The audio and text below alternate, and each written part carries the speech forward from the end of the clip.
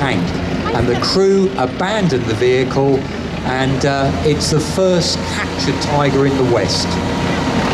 I'll let you listen to the engine note as it drives around. We're not going to drive it far, it will be taking part in the battle.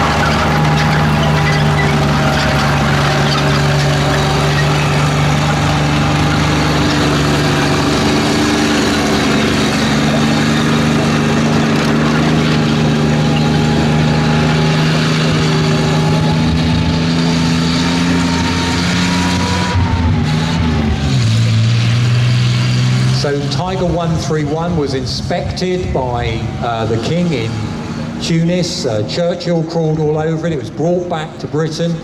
And amazingly, one of the people that wrote the report on Tiger 131, which we have in the archive, is a man called Peter Gudgeon, who sadly died a few years ago. He was actually knocked out in the battle against this Tiger tank.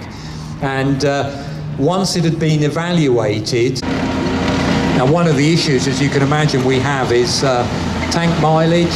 We keep the track mileage down on this Tiger, and we run it about 3 times a year. And famously, we also took it up to the Fury movie as our Sherman you might have seen earlier. That was in the Fury movie as well, and it was filmed there. Basically, we have to be honest and say this Tiger tank is not going to run forever, so you're very privileged seeing it here today. And we will try. The Dutch Army, they're manning it, and they brought over that rides vehicle, and it's a bit of a comparison to see, because after World War II, German army were reforming the Bundeswehr. They put together a tank called the Leopard 1, and it was very different in concept to the Tiger. The Leopard 1, we saw them. Now, of course, many countries, including the Dutch here, bought the Leopard from Germany. Lots of countries around the world have still got it into service, and lots of it got rid of its Leopards. And the Dutch Army as well actually said goodbye to most of its Leopard fleet and sold them, or they were re-upgraded and they were sold on to Finland.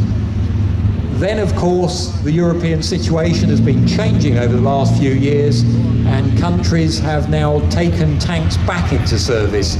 The Dutch Army is now leasing. Very grateful for the Dutch guys coming over, as they have done, because they're crewing this vehicle, and they brought over one of these Leopard tanks without the turret on. You may have seen it driving around the arena earlier.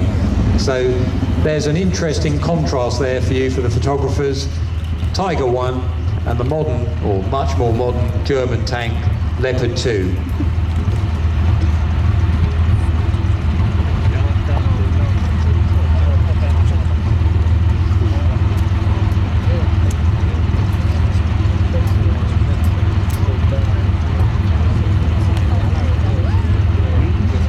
Now we're just going to leave those vehicles there just a short time, just so people can get a photograph. Bit of a rare occurrence seeing those two together.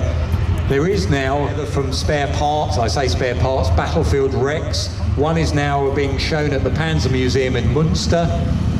There's a couple of Tiger 1s, one beside the road at Vimoutiers in France, in Normandy, battlefield wreck that's now a memorial. Another Tiger 1 at the French Tank Museum in Saumur, on the Loire Valley. But at the moment, this is the only Tiger 1 tank that's actually working. But no doubt in the future, other vehicles, replicas, other bits put together from scrap or replica pieces will no doubt be coming together, because there's such a lot of interest, obviously, in Second World War German armour.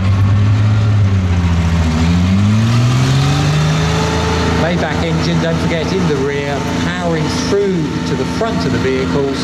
Unlike most tanks, the only powered wheels on that vehicle are those toothed wheels at the front that bite into the track and pull the tank along it. Torsion bar suspension, so twisted metal bars springing down those wheels, and they're interleaved wheels to spread the weight of that big heavy tank out across the wide track. And again, this particular Tiger, because it was captured in North Africa, it's got the Fifela air filter system on the back.